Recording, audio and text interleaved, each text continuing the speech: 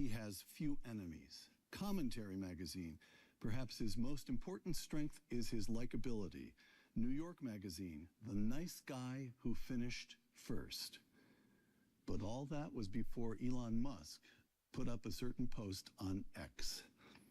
The 56th Speaker of the United States House of Representatives, Mike Johnson, on Uncommon Knowledge now.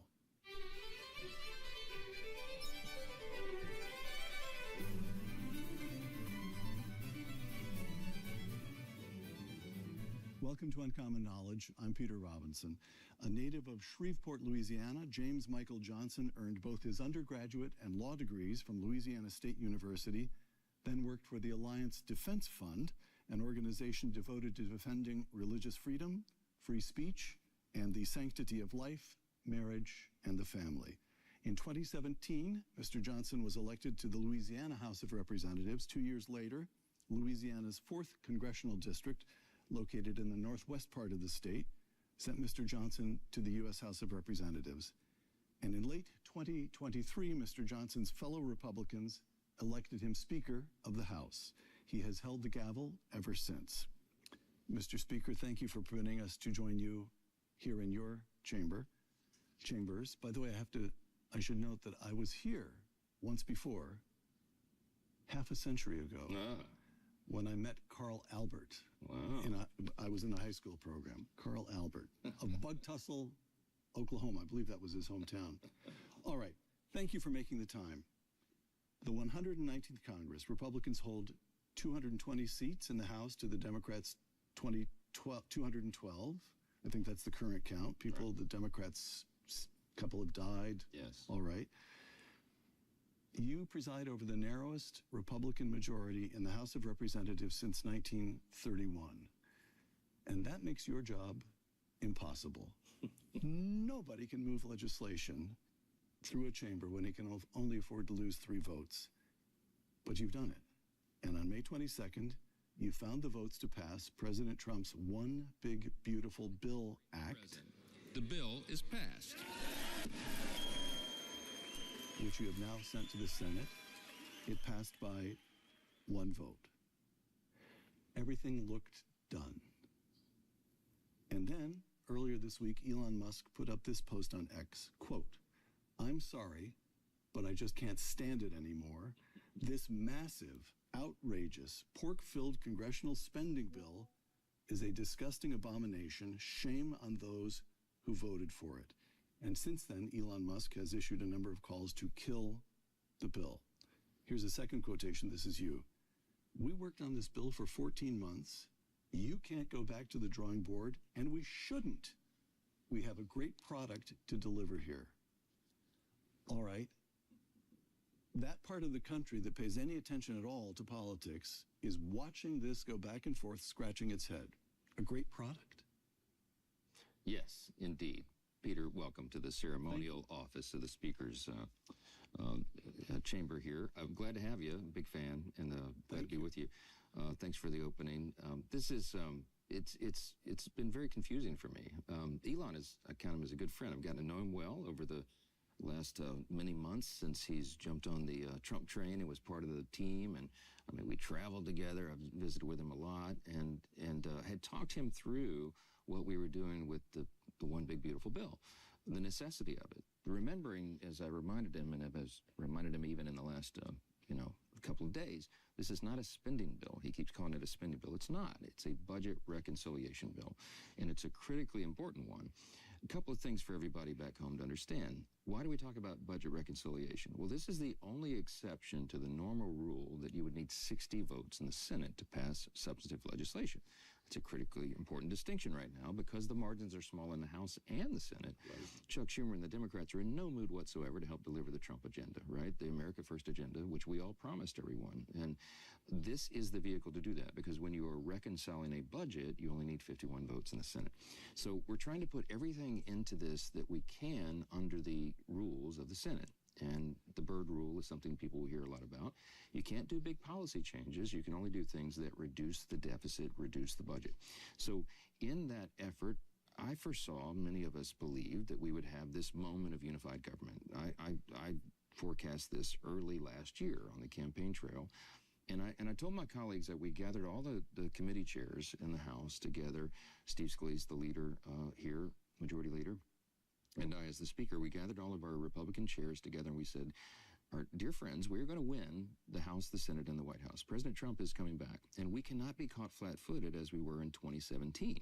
If you remember, no one thought President Trump would win the first term. Everybody assumed Hillary Clinton was going to be the president. So my predecessor at that time, Paul Ryan, who's a brilliant guy, great guy, he and the others, the leaders in the Senate, they were not prepared for the moment that was delivered when we had unified government and we had this opportunity to change everything. I was a freshman back then and was frustrated that it took so long to get going. You saw it all happen. You saw it all happen. So I determined to myself back then, I was kicking rocks as a freshman, mumbling to myself, oh man, if I'm ever in charge, we'd never be in this position. Of course, I had no idea that this would come. But so in March of last year, 2024, we gathered all the chairs together and we said, guys, we're going to have an opportunity to do an historic piece of legislation through the budget reconciliation process. We believe we'll have unified government. We'll have majorities in both chambers and President Trump in the White House, but we believe those majorities might be small. So let's think now strategically about what would be our top priorities in each of your areas of jurisdiction. Come up with your top 5 to 10, the best things you could deliver on all of our promises. That's where this began. So the genesis of this big, beautiful bill began 14 months ago. In this chamber. In this chamber. And we worked slowly, methodically, just as the framers intended for the process to work. And the consensus building operation that we have with the smallest margin in history, we had a 1-vote margin for much of the first 100 days of this Congress. But we delivered that product. And what's in it is incredible. It is truly historic. Historic level of tax cuts and a historic level of savings, which I keep reminding my friend Elon and others. We're going to deliver, by our estimates, $1.6 trillion in savings. There has never been a legislative body in the history of mankind that's delivered $1.6 trillion in savings. Now, when you say, excuse me, let me just play the layman here. Sure. So when you say savings, that's not cuts? How? It's a combination. It's a combination. So here's what's in the bill. I'll tell you that and then how we get there. So we have, if we don't make the tax cuts permanent from 2017, there's a tax hike, effectively. Largest in history. It'll happen by default at the end of December when the tax cuts expire. So we must do that. But we want to deliver savings as well. We also have to have border security. We have an historic level of investment in border security because that was the #1 issue in the election. You know, the last administration opened it wide, so we have to repair all that. We have a big investment in our military-industrial base. Why? Because we're in a very dangerous time, and China and others are our competitors. Then we also do no tax on tips, no tax on overtime. We have tax relief for seniors, all the things the president promised on the campaign trail. We've got all that woven in. American energy dominance will return because we have regulatory reform. We're going to restore peace through strength, and we're going to strengthen and preserve the programs that people rely upon so much, things like Medicaid and SNAP that our vulnerable populations need. We're going to secure and strengthen those programs by eliminating fraud, waste, and abuse. So many other things. All of that. The reason we call it, the president named it, the One Big Beautiful Bill, is because there's so much in it. And we have to deliver that, and we have to do it ASAP because the people need that relief. It's going to be jet fuel to the U.S. economy, and we got to do it now. Okay, so if I may ask a few more questions here. By the way, in the old days, I interviewed Milton Friedman, and Milton Friedman not only sat there and listened to the questions, but he would rewrite. He would say, no, you should be asking this, and then he would answer. So correct me if I'm missing. I'm not Milton Friedman. No, but if I'm missing something. So, can you explain to me as a layman? You mentioned a reconciliation bill is the only bill in which the Senate does not require 60 votes for cloture. You mentioned and an ordinary American is saying, why do these guys operate under all of these strange, arcane rules? And I guess the answer is Article 1 of the Constitution of the United States establishes the president comes second. He's Article 2. Article 1 is the Congress of the United States. What goes on here matters. Right. And because it is a large body, it has to have rules. If it didn't have this set of rules, it would have another set of rules. And what this set of rules has to be said for it is that people understand them. They've been in place for a long time now. Is that correct? Is this the way? That's a good summary. Look, we live in the greatest country in the history of the world. It's not even close. It's objectively provable. We're the most free, most successful, most powerful, most benevolent nation that's ever been. Part of the reason for that is because I believe the founders were divinely inspired to set up the system that we have.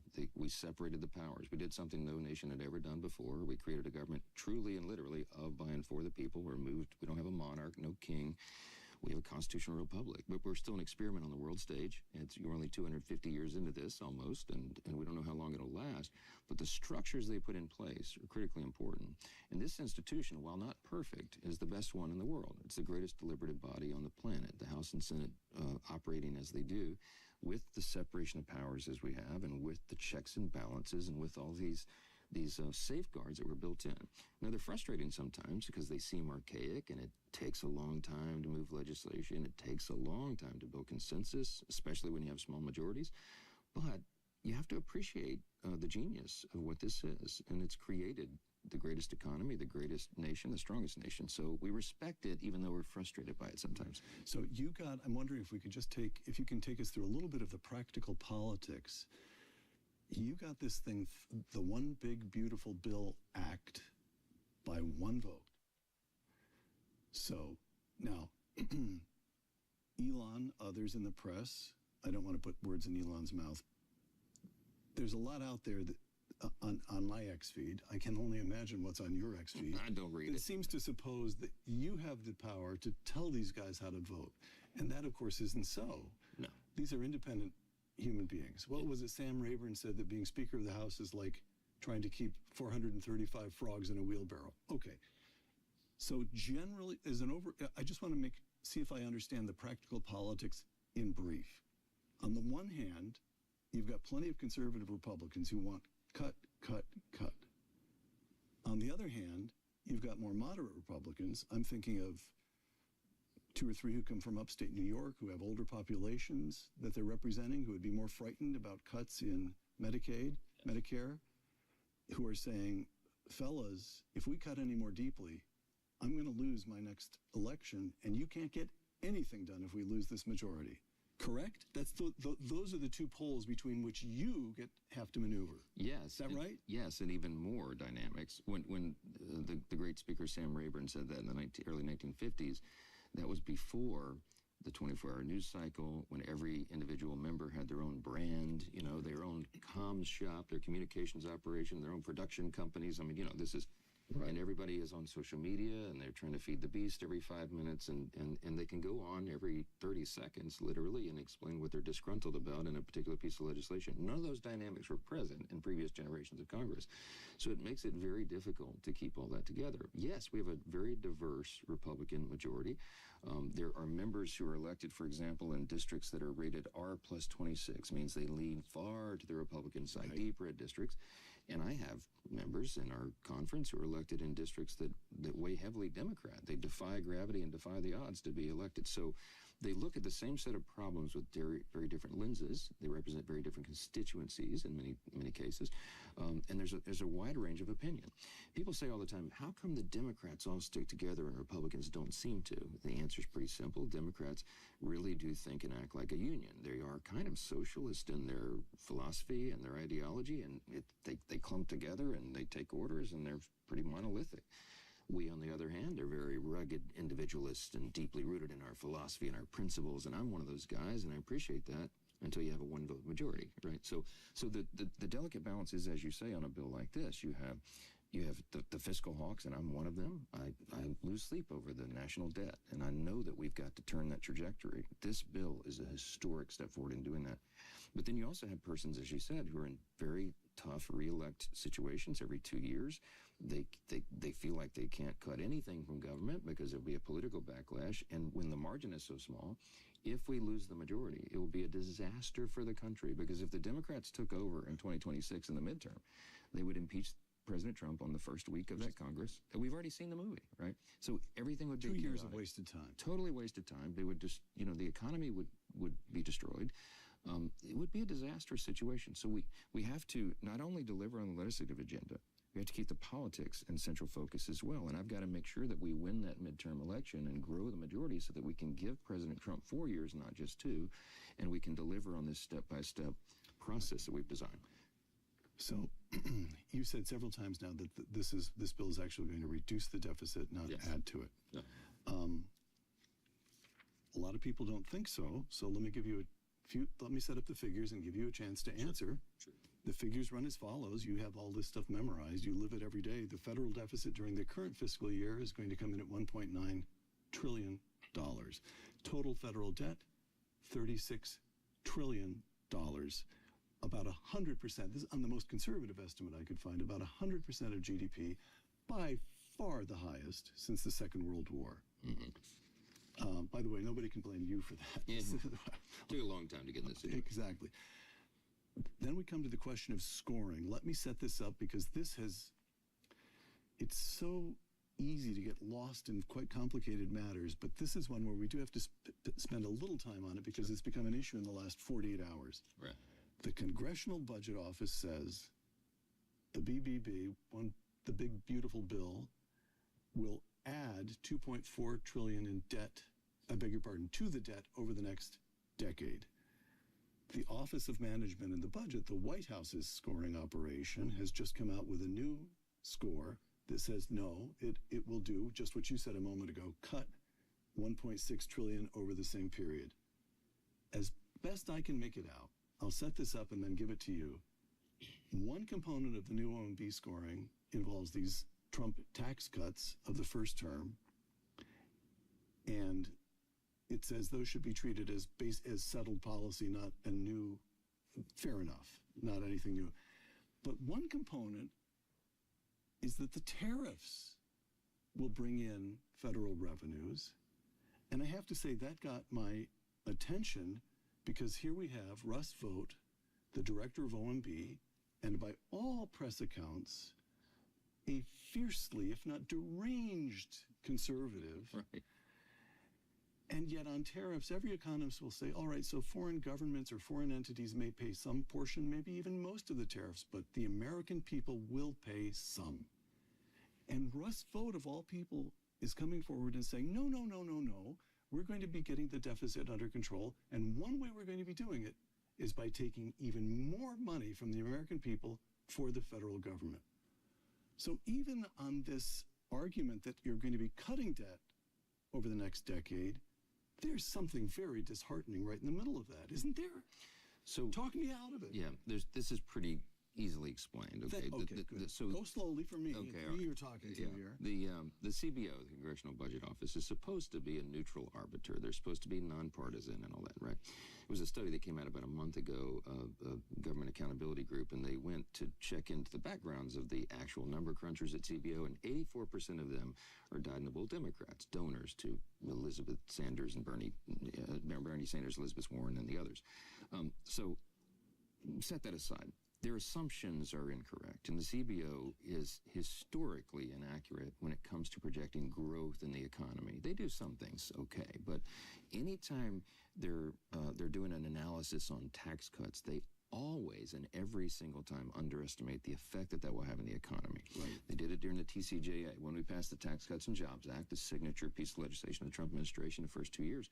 Mr. Speaker, they did it in the 1980s during the Reagan period. Exactly. I remember that. All right. I was talking to Newt Gingrich the other night. He said they did it to us in the 90s. They dramatically undercut. So there's a history here. They missed the analysis on the TCJA, the Trump tax cuts, by $1.5 trillion with a T, okay, because they underestimated the growth that would be brought about by tax reduction and regulatory reform. We're going to do that same thing this time on steroids, right? Because President Trump had 4 years to think through this and plan it. We did as well. And the big, beautiful bill takes the same principles and policies of the Tax Cuts and Jobs Act of 2017, but expands it dramatically. So we have a massive collection of pro-growth policies in the one big, beautiful bill. We believe, I know, that they're dramatically underestimating the growth that will be brought about in the economy. We have to get our fiscal house in order, we have to do two things. We have to reduce spending, which we are, and we have to foster true growth in the economy again at rapid levels quickly and so that it's sustained. This is what that will do. They are assuming, and that number the CBO put forth, an anemic 1.8% growth rate over 10 years. Never in U.S. history have we sustained less than 2% for 10 years. It's just not even real. They're discounting the growth, and they are not making any account whatsoever for tariff revenue or the new trade agreements, the fixing the imbalances, none of that. That's all off the table. So it's a very myopic and I think very close-minded view of what will actually be accomplished here. Russ Vought, to your point, runs the Office of Management and Budget. He's probably one of the greatest known fiscal hawks in America, and rigid about these things. And he's done the math and carefully calculated that what we're saying is true. We are basing this not on hopeless, groundless optimism, but what we experienced in the first Trump administration. And everybody will remember, before COVID, I mean, it seems like 20 years ago now, but the first 2 years of the Trump administration, because of those pro-growth policies, reducing taxes, reducing took off like a rocket. Right. We had the greatest economy in the history of the world. Everybody was doing better. Every demographic, more jobs, more opportunity, higher wages, more job participation. We're going to do that again, but we're going to do it on steroids. The tariff revenues don't bother you? Look, I'm a Reagan Republican, and I always fashioned myself that way. And one of our core principles is free trade. But every time I would talk to President Trump about it over the last 9 years, he would say free and fair trade. Fair point, right? Look, there was a blind spot that many of us had, Peter. Like, we were still living in the relic of the World War II era. If you think about it, after World War II, America emerges as a superpower. Europe has to be rebuilt. Everybody does all the trade arrangements and agreements. And they said, well, Americans can afford it. We can't. Let's charge them a massive tariff, and they won't do it to us. And so there's this huge disparity that was out there. And in some places, over 100% difference between the tariffs. The president's 100% correct on that. And what he's done to shake it up, while it made people nervous initially, it's going to pay off now. And we didn't have this massive increase in inflation and consumer prices that everybody projected. And I think it's settling out in time to have met the objectives and to get us in a better position. It's going to be good for the country. All right. Here you are on X. I'm quoting you again. And here you are replying to the charge that the BBB, Big Beautiful Bill, did not codify the DOGE, the cuts, the waste, the fraud, and so forth that DOGE identified. Oh, you're rolling your eyes. Yeah, because you've only answered this one 300 times already. Right. But let's take it. The House is eager to act on DOGE's findings. We will do that in two ways. One, when the White House sends its rescission package to the House, and a first rescission came up here yesterday, I believe. Yes. Two, the House will use the appropriations process to implement President Trump's 2026 budget. So let's take those in turn. You're arguing, folks, I'm a conservative.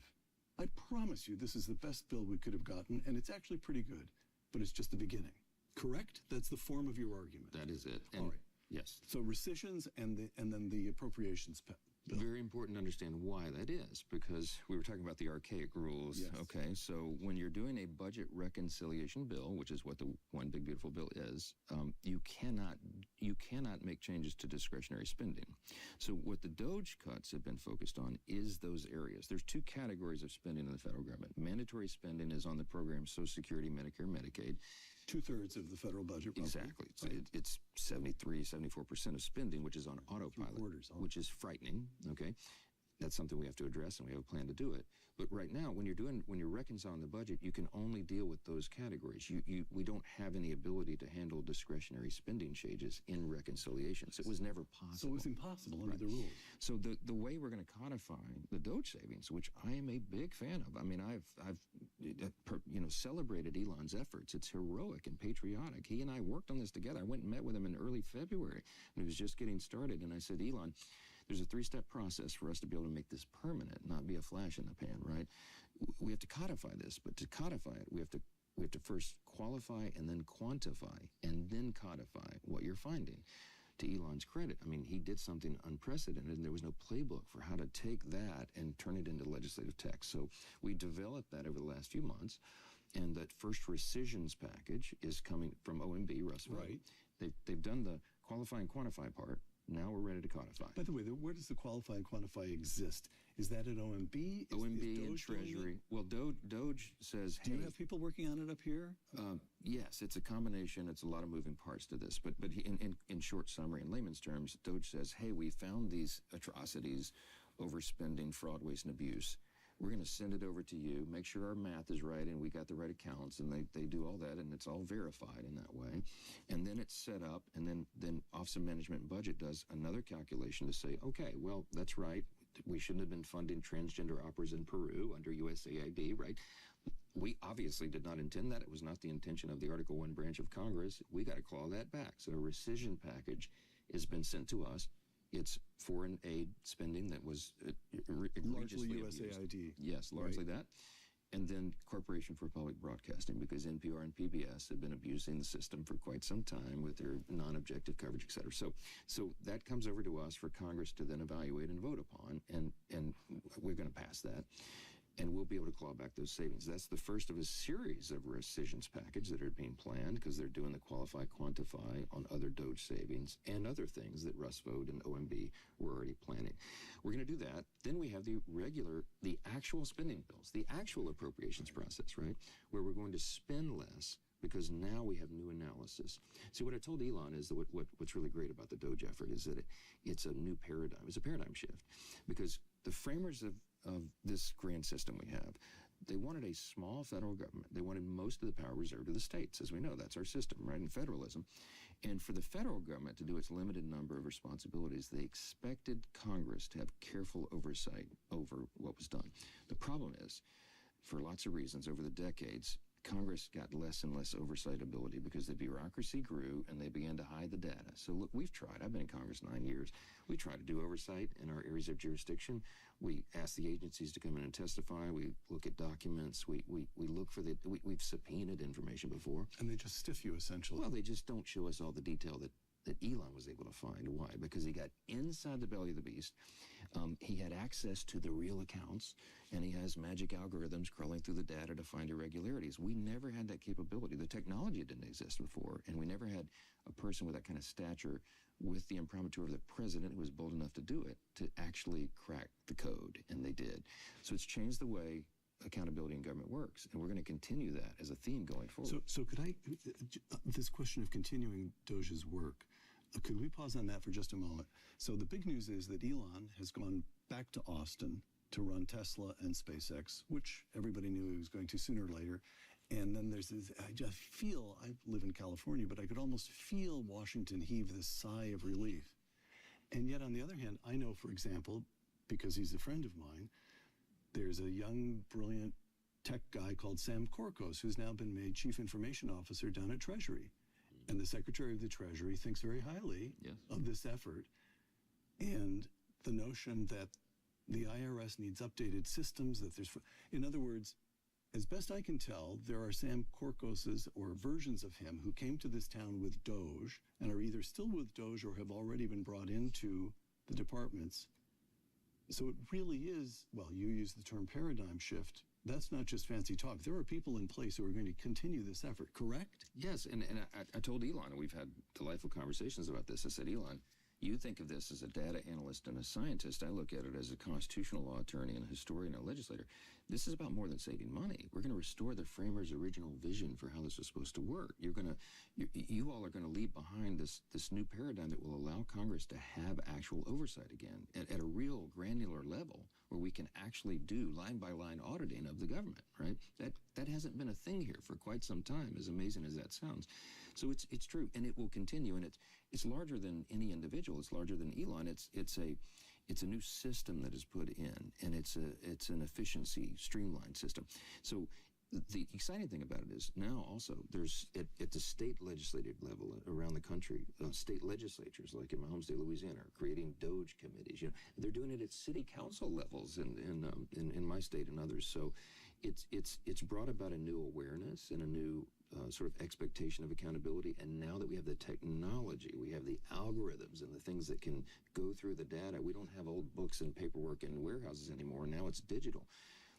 We can actually do this again, and I think it's an incredible innovation. It happened at the perfect time, and we give credit where credit's due. Elon deserves credit for being bold enough to set that up. All right. The BBB is now over in the Senate. The GOP holds a majority of 3 seats in that chamber.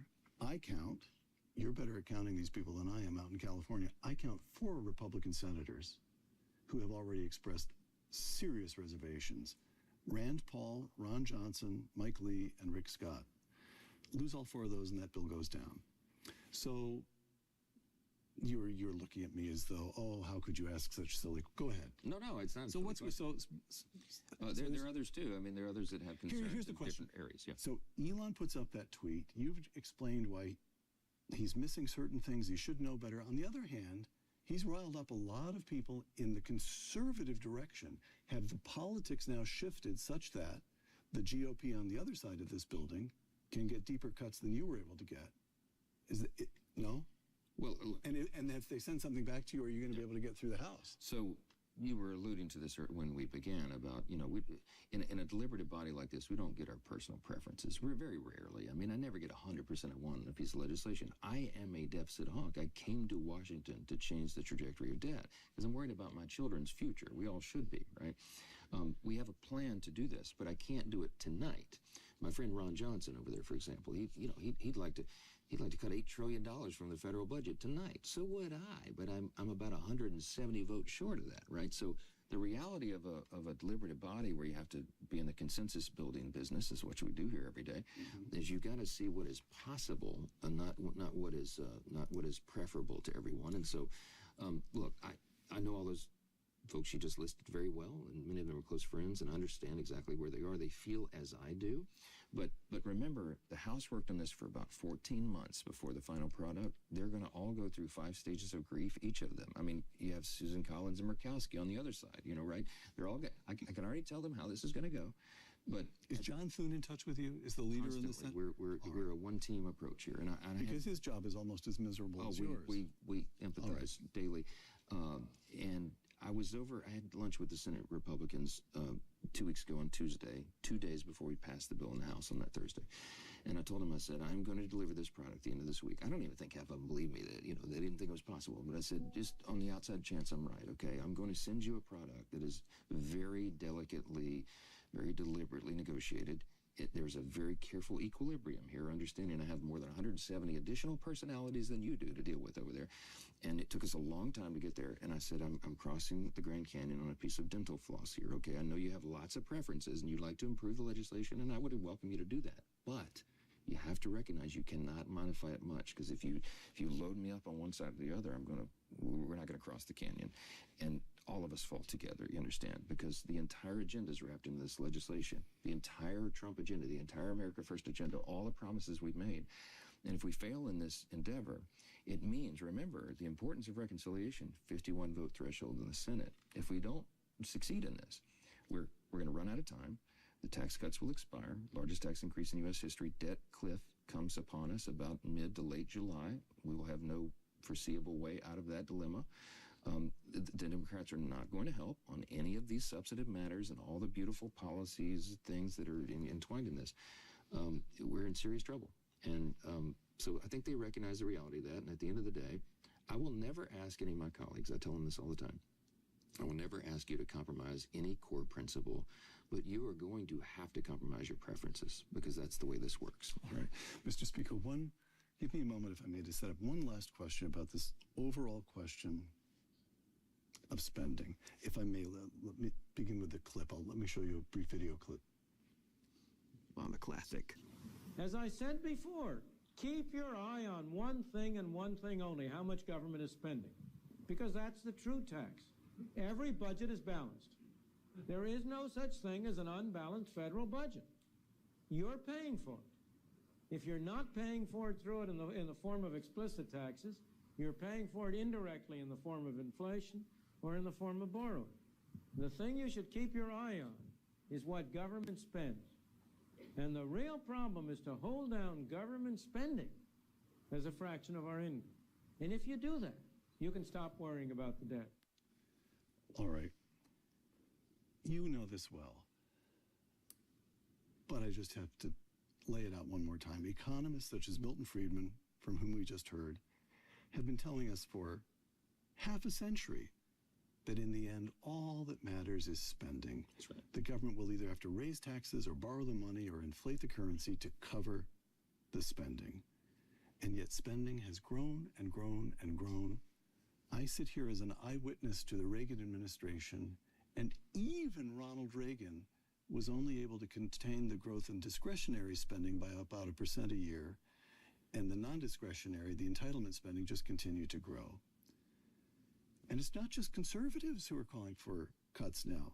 Here's the Wall Street Journal just a couple days ago. Quote, J.P. Morgan Chase Chief Executive Jamie Dimon delivered a dire warning for the markets, predicting a crisis unless the U.S. takes steps to address its spiraling national debt. Quote, you're going to see a crack in the bond market, Dimon said. It's going to happen. Close quote. Okay, all that. Now listen, if you will, to a piece of a press release that Chip Roy of Texas released after voting for your big, beautiful bill. This is Chip Roy of Texas, Republican Chip Roy of Texas. After much deliberation, I voted yes. My fellow budget hawk colleagues and I forced reforms. We accelerated Medicare work requirements. We helped stave off further Obamacare expansion. We began to claw back the Green New Deal. And you know, Chip Roy, as far as I know, is a very good man and a thorough conservative. I read that and my heart sank because I thought, oh no. Even Chip Roy is forced to say just the kind of thing Republicans have been saying for decades now. The bus is headed toward a cliff, but don't worry, with us in charge, it's driving more slowly. So it's one thing for you to say to your colleagues, it's not a small thing, but it's one thing for you to say to your colleagues, trust me, I'm an honest broker here. I'm going to help us achieve what we can achieve as a group. It's another and really much more solemn, even more solemn thing for you to find yourself in the position you're in right now, which is saying to the American people, trust me. Yeah. Oh, make me believe that we can. I'm so glad you gave him the opportunity to do that. And I'll cite Friedman and Dimon and Roy in my answer, okay? I'm going to modify your metaphor a little bit. We're not in a bus. I use the metaphor of an aircraft carrier, okay? My son's just finished his freshman year at the Naval Academy. And congratulations. Oh, thanks. We were studying for his, they have to study all the details of the big naval vessels, right? And it's fascinating to get into that. An aircraft carrier does not turn on a dime. It's a massive vessel. It takes a mile of open ocean to turn it when it's at high speed. And so that's what the U.S. economy is, in my mind. We did not get in this situation overnight. It took us quite a bit of time to get here. You mentioned in the Reagan years, he was trying to work on discretionary spending. Since that time, the discretionary spending pie has shrunk, and more of it has become mandatory spending, which is on autopilot, to your point. The mandatory spending is what is the real problem, but it's the third rail of politics that no one wants to touch. We have a plan for that as well. But I would just say, I'm a devotee to Milton Friedman, as we all are, and he was right. He's exactly right. It is that simple. Government spending is the problem. I had dinner with Jamie Dimon on Tuesday night. Jamie Dimon is a supporter of our big, beautiful bill, a vocal supporter. He's been out saying that because he understands it's a generational shift. We haven't turned the wheel on that aircraft carrier in decades, not in any meaningful way. This bill truly is the first big turn on that wheel to begin the aircraft carrier going like this. Chip Roy is a dear friend of mine. We agree 100% on the principle and the policy. His tactics are sometimes different than mine. He has a little more luxury to do and say things that I don't because I got to get everybody there at the end of the day. But Chip and I have talked about this late into the night, many nights since we've been here together. In fact, he was assigned to be a mentee of mine when he came in as a freshman. Oh, really? Yeah, we have lots of history together, and I love him. But Chip and I agree. We have a multiple-step process to do this. We're the party of fiscal responsibility. We're the party, the only ones. The Democrats do not seem to care at all about the debt. They will spend us into oblivion, which is how we got into this situation. The last 4 years in Biden and Harris was spent like drunken sailors, right? So we have to get this thing corrected. We have a plan to do it. The big, beautiful bill is a very important first step in that. Saving $1.6 trillion is a big thing, but scaling down the size and scope of government at the same time. That's how you reduce spending. The DOGE effort is part of this. The president's effort of scaling down the bureaucracy and cutting back the departments and the agencies. We're going to do everything we can in the discretionary space. And you're going to see that as a continuing theme through rescissions, through the appropriations process, through how this Congress operates, so far as long as I'm at the helm. And then we have a plan to address the larger mandatory spending. And we have to do it. It has to be bipartisan. Because it's going to require that. But you need reasonable, honest people who will look at the situation and say, we can make minor modifications to the programs that don't disenfranchise or leave anybody out. But we have to do it. If we don't, they're going to be insolvent. We're within like about an 8-year window. for Medicare and Social Security and Medicaid for that matter to be insolvent, so that the people that rely upon it don't have those resources anymore. Congress has an obligation to fix it. Congress has had that obligation for decades, but it hasn't been done. And so we're going to have to build into the membership the understanding and the resolve to do the right thing. And I am committing that we will do that. We will be fiscally responsible. This big, beautiful bill is a very important first start in that. And I hope everybody will dig in and understand enough to recognize and appreciate what we're trying to do here.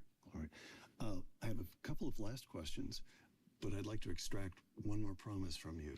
I mean, save the country, that's fine, but when you get to dealing with the non-discretionary spending, will you sit down with me again? Sure, we're going to need lots of discussion. I would imagine. Yeah. I would imagine.